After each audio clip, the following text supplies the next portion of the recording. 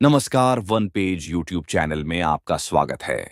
आज सुनिए धर्मवीर भारती का लिखा प्रसिद्ध लेख गुनाहों का देवता, एपिसोड 7। अब की जाड़े में तुम्हारा ब्याह होगा तो आखिर हम लोग नई नई चीज का इंतजाम करें ना। अब डॉक्टर हुए, अब डॉक्टर नहीं आएंगी, सुधा बोली। खैर, बहुत मनाने फुसलाने पर सुधा मिठाई मंगवाने को राजी हुई। जब नौकर मिठाई लेने चला गया तो चंदर ने चारों ओर देखकर पूछा, कहाँ गई बिंती? उसे भी बुलाऊं कि अकेले अकेले खा लोगी? वो पढ़ रही है मास्टर साहब से। क्यों? इम्तिहान तो खत्म हो गया, अब क्या पढ़ रही है? चंदर ने पूछा। विदुषी का दूसरा खंड तो दे रही है न सितंबर में, सुधा बोली। अच्छा, बुलाओ बिसरिया को भी, चंदर बोला। अच्छा, मिठाई आने दो, सुधा ने कहा और फाइल की ओर देखकर कहा, मुझे इस कमबख्त पर बहुत गुस्सा आ रहा है। क्यों? इसकी वजह से तुम 1.5 महीने सीधे से बोले तक नहीं। इम्तिहान वाले दिन सुबह सुबह तुम्हें हाथ जोड़े आई तो तुमने सिर पर हाथ भी नहीं रखा, सुधा ने शिकायत के स्वर में कहा।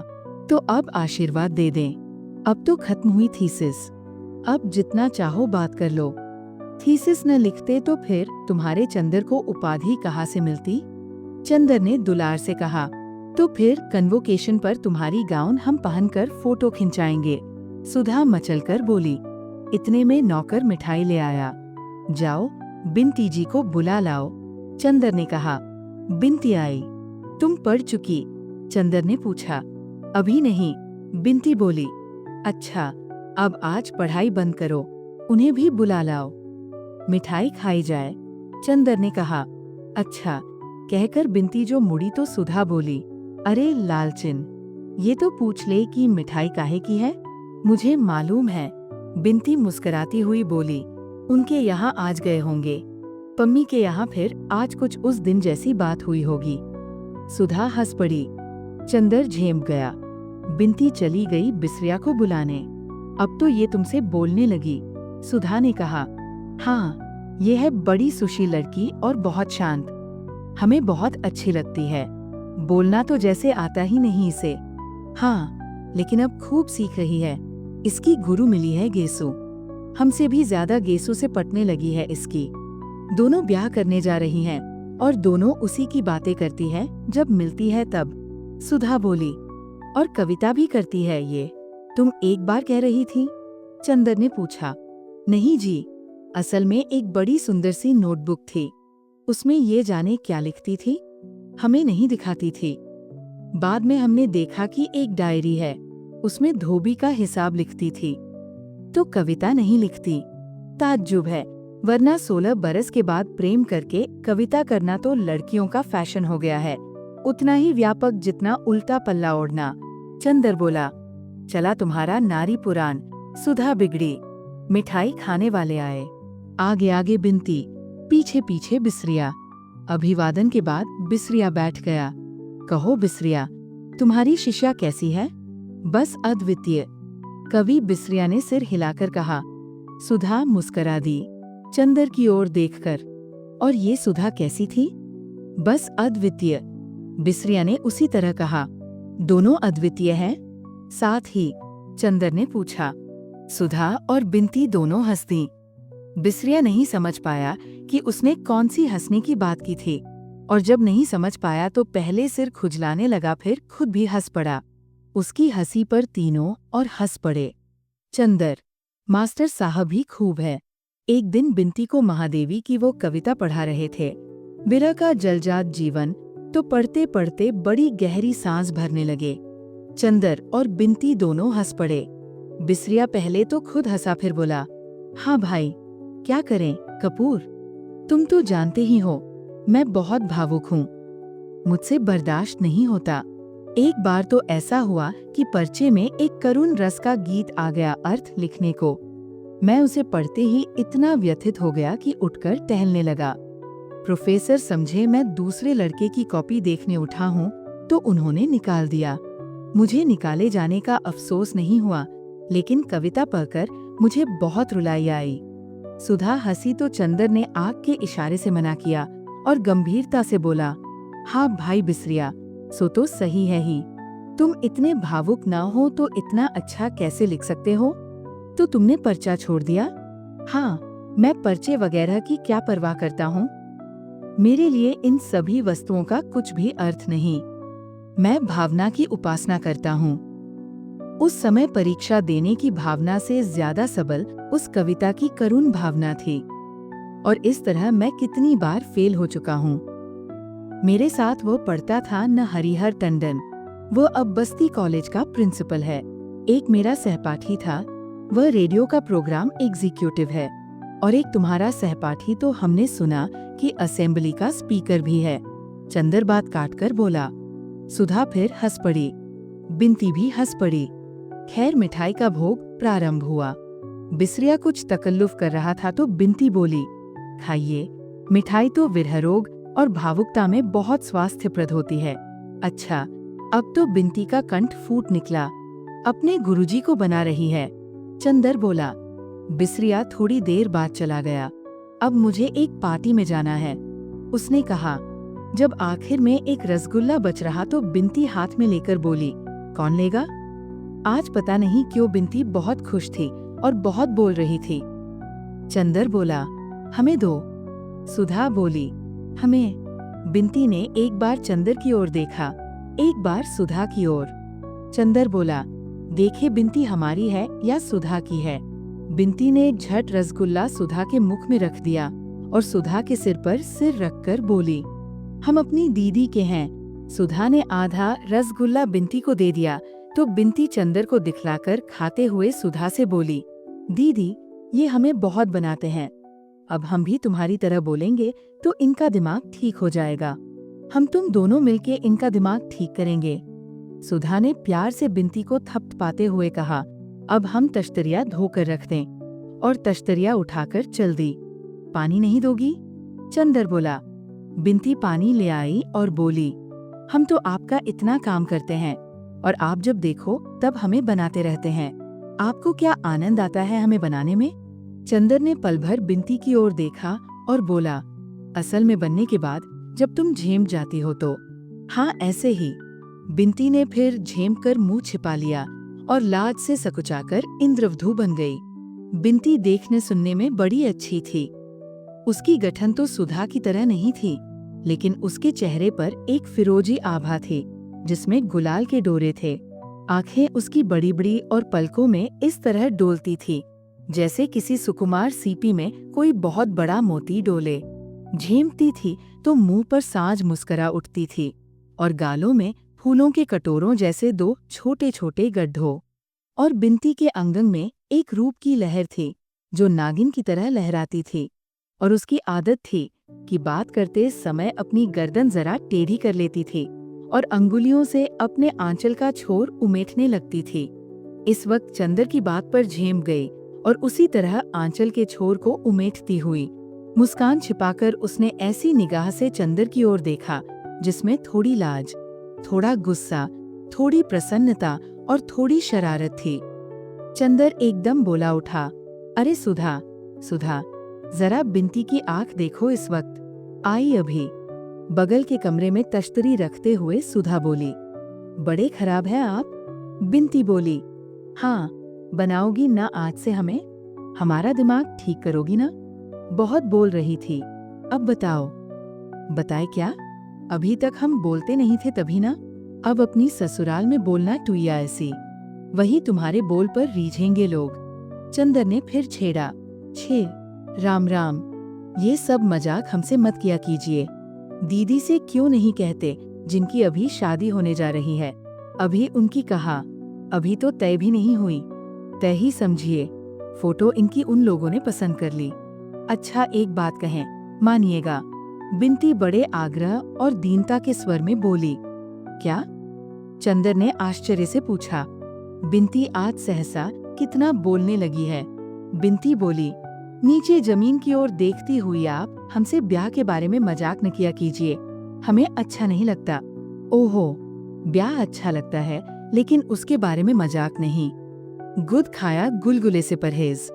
हाँ यही तो बात है। बिन्ती सहसा गंभीर हो गई। आप समझते होंगे कि मैं ब्याह के लिए उत्सुक हूँ, दीदी भी समझती हैं, लेकिन मेरा ही दिल जानता है कि ब्याह की बात सुनकर मुझे कैसा लगने लगता है। लेकिन फिर भी मैंने ब्याह करने से इनकार नहीं किया। खुद दौड़ दौड़ कर उस दिन दुबे जी की सेवा में लगी रही, इसलिए कि आप देख चुके हैं कि माँ का व्यवहार मुझसे कैसा है। आप यहाँ इस परिवार को देखकर समझ नहीं सकते कि मैं वहाँ कैसे रहती हूँ, कैसे माँ जी की बातें बर्दाश्त करती हूँ। वो नरक है मेरे लिए, माँ की गोद नरक है, और मैं किसी तरह निकल भागना चाहती हूँ। कुछ चैन तो मिलेगा। बिंती की आंखों में आंसू आ गए और सिसकती हुई बोली, लेकिन आप या दीदी जब ये कहते हैं तो मुझे लगता है कि मैं कितनी नीच हूँ, कितनी पतित हूँ कि खुद अपने ब्याह के लिए व्याकुल हूँ। लेकिन आप न कहा करें तो अच्छा है। बिंती को आंसुओं का तार बंध गया था। सुधा बगल के कमरे से सब कुछ सुन रही थी। आई और चंदर से बोली, बहुत बुरी बात है चंदर। बिंती, क्यों रो रही हो? रानी, बुआ का स्वभाव ही ऐसा है, उससे हमेशा अपना दिल दुखाने से क्या लाभ। और पास जाकर उसको छाती से लगाकर सुधा बोली, मेरी राज दुलारी, अब रोना मत। अच्छा, हम लोग कभी मजाक नहीं करेंगे, बस अब चुप हो जाओ। रानी बिटिया की तरह जाओ, मुंह धो आओ। बिंती चली गई। चंदर लज्जित सा बैठा था। लो, अब तुम्हें भी रुलाई आ रही है क्या? सुधा ने बहुत दुलार से कहा, तुम उससे ससुराल का मजाक मत किया करो। वो बहुत दुखी है और बहुत कदर करती है तुम्हारी। और किसी की मजाक की बात और है, हम या तुम कहते हैं तो उसे लग जाता है। अच्छा, वो कह रही थी, तुम्हारी फोटो उन लोगों ने पसंद कर ली है। चंदर ने बात बदलने के ख्याल से कहा, और क्या कोई हमारी शक्ल तुम्हारी तरह है कि लोग नापसंद कर दें? सुधा अकड़कर बोली, नहीं, सच सच बताओ? चंदर ने पूछा। अरे जी, लापरवाही से मुंह बिचकाकर सुधा बोली, उनके पसंद करने से क्या होता है, मैं ब्याहवा नहीं करूंगी। तुम इस फेर में न रहना कि हमें निकाल दोगे यहाँ से। इतने में बिंती आ गई। वह भी उदास थी। सुधा उठी और बिंती को पकड़ लाई और ढकेल कर चंदर के बगल में बिठा दिया। लो चंदर, अब इसे दुलार कर लो तो अभी गुरगुराने लगे। बिल्ली कही की। सुधा ने उसे हल्की सी चपत मारकर कहा। बिंती का मुंह अपनी हथेलियों में लेकर अपने मुंह के पास लाकर आंखों में आंख डालकर कहा, पगली कही की, आंसू का खजाना लुटाती फिरती है। चंदर, डॉक्टर शुक्ला ने पुकारा और चंदर उठकर चला गया। सुधा पर इन दिनों घूमना सवार था। सुबह हुई कि चप्पल पहनी और गायब। गेसु, कामिनी, प्रभा, लीला शायद ही कोई लड़की बची होगी जिसके यहाँ जाकर सुधा ऊधम न मचा आती हो और चार सुख दुख की बातें न कराती हो। बिंती को घूमना कम पसंद था। हाँ, जब कभी सुधा गेसु के यहाँ जाती थी तो बिंती जरूर जाती थी। उसे सुधा की सभी मित्रों में गेसु सबसे ज्यादा पसंद थी। डॉक्टर शुक्ला के ब्यूरो में छुट्टी हो चुकी थी, पर वे सुधा का ब्याह तय करने की कोशिश कर रहे थे, इसलिए वो बाहर भी नहीं गए थे। चंदर 1.5 महीने तक लगातार मेहनत करने के बाद पढ़ाई लिखाई की ओर से आराम कर रहा था और उसने निश्चित कर लिया था कि अब बरसात के पहले वह किताब छुएगा नहीं। बड़े आराम के दिन कटते थे उसके। सुबह उठकर साइकिल पर गंगा नहाने जाता था और वहाँ अक्सर ठाकुर साहब से भी मुलाकात हो जाती थी। डॉक्टर शुक्ला ने भी कई दफे इरादा किया कि वे गंगाजी चला करें, लेकिन एक तो उनसे दिन में काम नहीं होता था।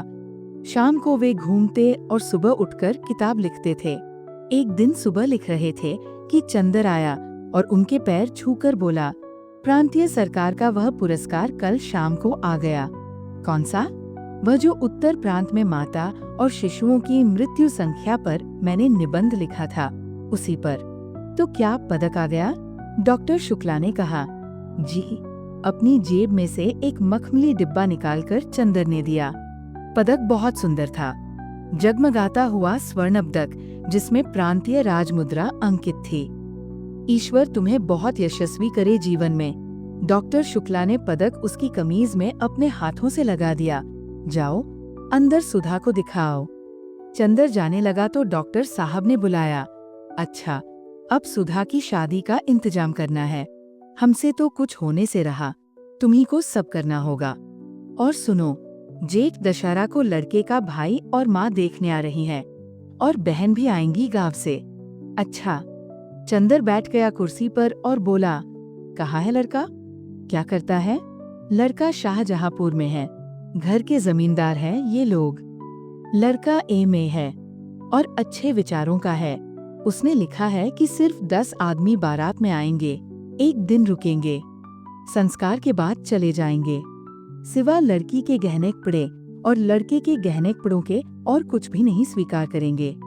अच्छा, ब्राह्मणों में तो ऐसा कुल नहीं मिलेगा। तभी तो सुधा की किस्मत है, वरना तुम बिंती के ससुर को तो देख ही चुके हो। अच्छा जाओ, सुधा से मिलाओ।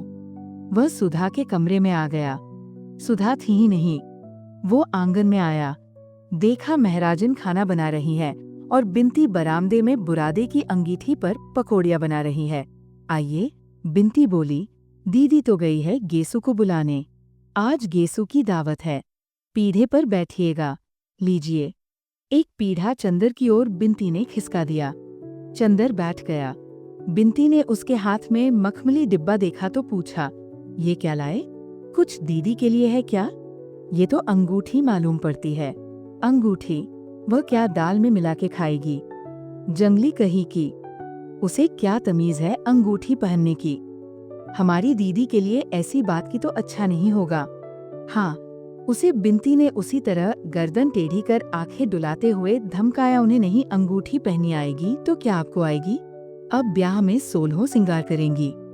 अच्छा, दीदी कैसी लगेंगी घूंघट काट के? अभी तक तो सिर खोले चकई की तरह घूमती फिरती है। तुमने तो डाल ली आदत ससुराल में रहने की। चंदर ने बिंती से कहा। अरे हमारा क्या? एक गहरी सांस लेते हुए बिंती ने कहा, हम तो उसी के लिए बने थे, लेकिन सुधा दीदी को ब्याह शादी में न फंसना पड़ता तो अच्छा था। दीदी इन सब के लिए नहीं बनी थी। आप मामाजी से कहते क्यों नहीं? चंदर ने कुछ जवाब नहीं दिया, चुपचाप बैठा हुआ सोचता रहा। बिंती भी कड़ाही में से पकौड़ियाँ निकाल कर थाली में रखने लगी। थोड़ी देर बाद जब वह घी में पकौड़ियाँ डाल चुकी तब भी वो वैसे ही गुमसुम बैठा सोच रहा था। क्या सोच रहे हैं आप? नहीं बताइएगा। फिर अभी हम दीदी से कह देंगे कि बैठ बैठे सोच रहे थे। बिंती बोली, क्या तुम्हारी दीदी का डर पड़ा है? चंदर ने कहा, अपने दिल से पूछिए, हमसे नहीं बन सकते आप। बिंती ने मुस्कुराकर कहा और उसके गालों में फूलों के कटोरे खिल गए। अच्छा, इस डिब्बे में क्या है? कुछ प्राइवेट? नहीं जी, प्राइवेट क्या होगा, और वह भी तुमसे? सोने का मेडल है, मिला है मुझे एक लेख पर। और चंदर ने डिब्बा खोलकर दिखला दिया। आहा, ये तो बहुत अच्छा है, हमें दे दीजिए। बिंती बोली, क्या करेगी तू? चंदर ने हंसकर पूछा, अपने आने वाले जीजाजी के लिए कान के बुंदे बनवा लेंगे। बिंती बोली, अरे हाँ, आपको एक चीज दिखाएंगे। क्या? ये नहीं बताते, देखिएगा तो उछल पड़िएगा। तो दिखाओ ना, अभी तो दीदी आ रही होंगी। दीदी के सामने नहीं दिखाएंगे, सुधा से छिपाकर हम कुछ नहीं कर सकते, ये तुम जानती हो। चंदर बोला, छिपाने की बात थोड़े ही है, देखकर तब उन्हें बता दीजिएगा। वैसे वो खुद ही सुधा दीदी से क्या छिपाते हैं। लो, सुधा दीदी तो आ गईं। चंदर ने पीछे मुड़कर देखा। सुधा के हाथ में एक लंबा सा सरकंडा था और उसे झंडे की तरह फहराती हुई चली आ रही थी। चंदर हंस पड़ा, खिल गए दीदी को देखते ही। बिंती बोली और एक गरम पकौड़ी चंदर के ऊपर फेंक दी। अरे, बड़ी शैतान हो गई हो तुम इधर, पाजी कही की। चंदर बोला। सुधा चप्पल उतारकर अंदर आई, झूमती इठलाती हुई चली आ रही थी। कहो, सेठ स्वार्थिमल, उसने चंदर को देखते ही कहा। सुबह हुई और पकौड़ी की महक लग गई तुम्हें। पीढ़ा खींचकर उसके बगल में बैठ गई और सरकंडा चंदर के हाथ पर रखते हुए बोली, लो, ये गन्ना घर में बो देना और गंडेरी खाना। अच्छा, और हाथ बढ़ाकर वो डिबिया उठा ली और बोली, इसमें क्या है, खोले या न खोले? अच्छा, खत तक तो हमारे बिना पूछे खोल लेती हो, इसे पूछ के खोलोगी? अरे, हमने सोचा शायद इस डिबिया में पम्मी का दिल बंद हो। तुम्हारी मित्र है, शायद स्मृति चिन्ह में वही दे दिया हो। और सुधा ने डिबिया खोली तो उछल पड़ी। ये तो उसी निबंध पर मिला है जिसका चार्ट तुम बनाए थे। हाँ, तब तो ये हमारा है। डिबिया अपने वक्ष में छिपाकर सुधा बोली। तुम्हारा तो है ही, मैं अपना कब कहता हूँ, चंदर ने कहा। लगाकर देखें। और उठकर सुधा चल दी। बिनती, 2 पकौड़ी तो दो। और 2 पकौड़ियाँ लेकर खाते हुए चंदर सुधा के कमरे में गया। देखा, सुधा शीशे के सामने खड़ी है और मेडल अपनी साड़ी में लगा रही है। वह चुपचाप खड़ा होकर देखने लगा। सुधा ने मेडल लगाया और क्षण भर तनकर देखती रही। फिर उसे एक हाथ से वक्ष पर चिपका लिया और मुंह झुकाकर उसे चूम लिया। बस कर दिया न गंदा उसे। चंदर मौका नहीं चूका। और सुधा तो जैसे पानी पानी। गालों से लाज की रत्नारी लपटे फूटीन और एड़ी तक धधक उठीन। फौरन शीशे के पास से हट गई और बिगड़कर बोली, चोर कही के, क्या देख रहे थे? बिनती इतने में तश्तरी में पकौड़ी रख कर ले आई। सुधा ने झट से मेडल उतार दिया और बोली, लो, रखो सहेज कर। क्यों, पहने रहो ना। ना बाबा, पराई चीज अभी खो जाए तो डांट भरना पड़े। और मेडल चंदर की गोद में रख दिया। बिनती ने धीमे से कहा, या मुरली मुरलीधर की अधरा न धरी अधरा न धरोंगी। चंदर और सुधा दोनों झेम गए। लो, गेसु आ गई। सुधा की जान में जान आ गई। चंदर ने बिनती का कान पकड़कर कहा, बहुत उल्टा सीधा बोलने लगी है। बिनती ने कान छुड़ाते हुए कहा, कोई झूठ थोड़े ही कहती हूँ। चंदर चुपचाप सुधा के कमरे में पकौड़ियाँ खाता रहा। बगल के कमरे में सुधा, गेसु, फूल और हसरत बैठे बातें करते रहे। बिनती उन लोगों को नाश्ता देती रही। उस कमरे में नाश्ता पहुंचाकर बिनती एक गिलास में पानी लेकर चंदर के पास आई और पानी रखकर बोली, अभी हलवा ला रही हूँ, जाना मत। और पल भर में तश्तरी में हलवा रख कर ले आई। अब मैं चल रहा हूँ, चंदर ने कहा।